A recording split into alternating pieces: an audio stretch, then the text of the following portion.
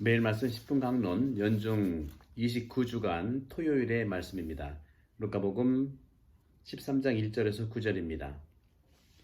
바로 그때에 어떤 사람들이 와서 빌라도가 갈릴레아 사람들을 죽여 그들이 바치려던 제물을 피로 물들게 한 일을 예수님께 알렸다.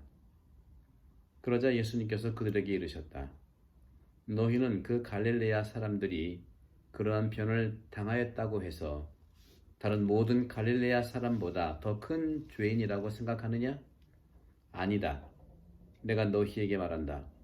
너희도 회개하지 않으면 모두 그처럼 멸망할 것이다. 또 실로암에 있던 탑이 무너지면서 깔려 죽은 그 18사람, 너희는 그들이 예루살렘에 사는 다른 모든 사람보다 더 큰 잘못을 하였다고 생각하느냐? 아니다.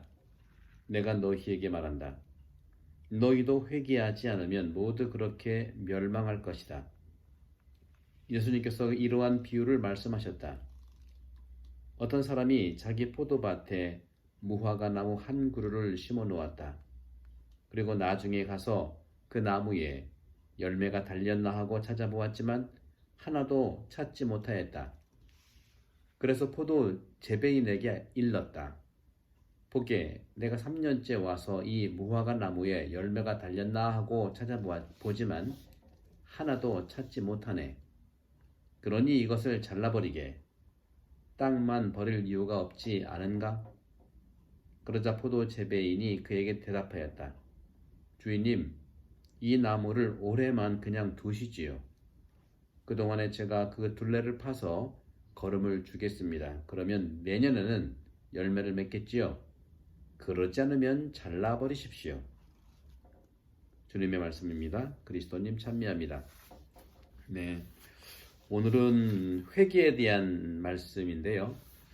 오늘 시작하기 전에 여기 좀 이해가 안 될 수 있는 부분들이 어딨냐면 무화과 나무에 대한 건데요. 어떤 사람이 자기 포도밭에 무화과 나무 한 그루를 심어 놓았다. 포도밭인데 무화과 나무 좀 생뚱맞기도 하죠. 그런데 나중에 가서 그 나무에 열매가 맺렸나 하고 찾아보았지만 하나도 찾지 못하였다. 포도 재배인에게 일렀는데 보기에 내가 3년째 와서 이 무화과 나무에 열매가 달렸나 하고 찾아보지만 하나도 찾지 못하네. 그러니 이것을 잘라버리게. 땅만 버릴 이유가 없지 않은가 하고 이제 말하고 있습니다. 그럼 이건 당연히 이제 포도밭 안에서 무화과 나무고, 루카복음은 이렇게 나와 있지만 아마 다른 복음에서는요, 무화과 나무가 열매를 맺지 못했는데 무화과 나무 철인데도 열매를 맺지 못했다 하면 이해가 가겠지만, 무화과 나무 철이 아닌데도 열매를 맺지 못했다, 이런 표현들하고 관계가 있는데, 이것은 여러 서술요법이겠지만 무화과 나무는요, 그 특성상 다른 열매 맺는 철하고 다르게 다른 때에도 열매를 맺는다고 그런 이야기를 합니다.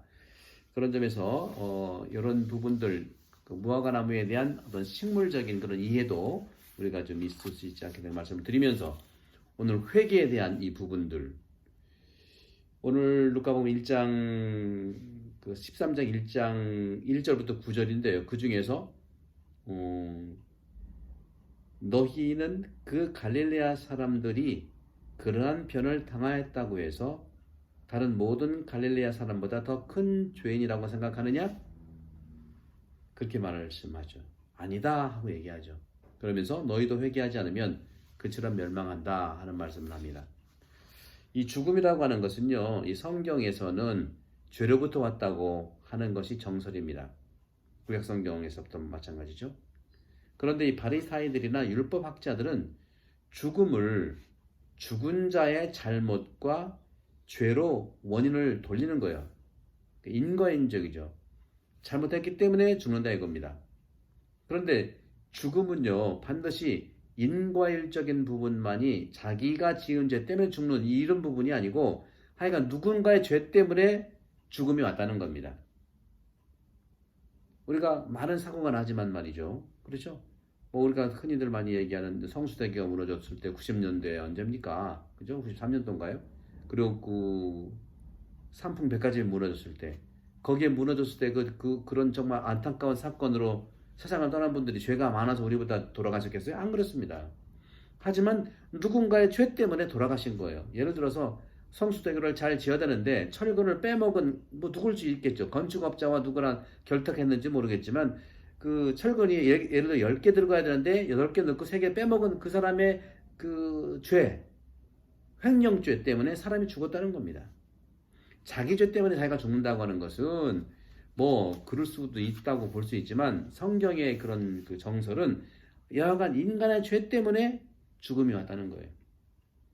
모르겠어요. 이 코로나도 마찬가지. 많은 사람이 생명을 얻었는데 그 사람이 약했다고 하는 것은 일반적으로 약한 부분도 있겠지만 이 코로나라고 하는 이런 그 바이러스가 오게 한 그 누구의 죄라 이거죠. 그 누구의 죄겠습니까? 제가 여기서 그건 분석해서 누구의 죄를 말할 할 수 없죠. 우리 모두의 죄일 수도 있고요. 그죠? 그런 점에서는 오늘 복음에서 분명히 예수님께서는 그러한 적용에 대해서 비판하고 있는 거예요. 다시 말하면 죄인과 병자와 창녀와 세리들은 바로 자신들의 잘못과 죄로 인해서 하느님께 심판과 징벌을 받은 자로 여겨졌다는 거예요. 네 죄를 네가 알렸다. 그 죄 때문에 너는 죽는다. 그렇게 보기에는 너무 단순하다는 겁니다. 그렇지 않아요. 그런 점에서 주님은 그들에게 오히려 징벌의 원인을 밝혀보자는 겁니다. 그러면서 그 징벌의 제공자들이 회개하지 않으면 그들도 너희도 그러한 죽음을 맞을 거라는 엄청난 반전을 그들에게 선언하고 있는 거예요. 오늘 복음은 모든 불행한 일들이 죄로부터 기인되었느냐? 그런 질문인데 이것을 밝히면서 죽음을 가져온 죄의 원인을 정확하게 파악하라는 겁니다. 그리고 하느님의 의로운 심판은 모든 악을 징벌하시지만 그럼에도 불구하고 하느님의 자비의 물레방아는 역시 계속 돌아가고 있다는 것. 이러한 하느님의 인내심과 자비심을 전하고 있는 게 오늘 복음이에요. 오늘 13장 4절에 또 실로암에 있던 탑이 무너지면서 깔려 죽은 그 18사람. 너희는 그들이 예루살렘에 사는 다른 모든 사람보다 더 큰 잘못을 하였다고 생각하느냐? 아니다. 그런 점에서 좀 전에 말씀드린 것처럼 이 세상에는요 매일 불행한 일들이 정말 참으로 수없이 일어납니다. 건물이 잘못되고 붕괴되고 가스가 폭발하고 비행기가 땅에 떨어지고 기차가 탈선하고 또 충돌하고 고속도로에서 사고가 다발하고 과연 이런 원인이 무엇일까요? 바로 건축업자가 비양심적으로 유효기간이 지난 재료를 쓴 것이죠. 기술자가 계산 착오를 일으켰는데 또 감독자가 정말 감독을 소홀히 한 죄, 또 운전자가 음주 상태 차를 몰았던 그 죄 때문에 다른 사람도 죽는다는 겁니다. 그렇지만 그 사람들이 회개하지 않으면 너도 그렇게 당한다는 것을 알아라 하는 것이죠. 영성가들은요 보다 깊은 원인을 찾고 있는 겁니다. 하나님께서는 질서 있는 세상, 조화롭고 아름다운 세상을 만드셨는데 홍수라든가 지진이라든가 화재, 불행한 자연재해 등 이 모든 것은 바로 인간의 죄로부터 기인된다고 고백한 바실리오 성인의 말씀을 우리는 알아차려야 되는 것이죠. 불행의 원인이 자신의 소홀함과 잘못과 부주의, 마음 바르고 부지런히 살지 못한 것이라고 하면서 자신의 죄에서 그 불행의 씨를 찾아야 한다고 말하는 거예요. 자신의 죄에서 자신의 불행한 것뿐만 아니라 이웃의 불행까지도 함께 준다는 것이죠. 사람이 슬퍼하는 것은 무엇입니까?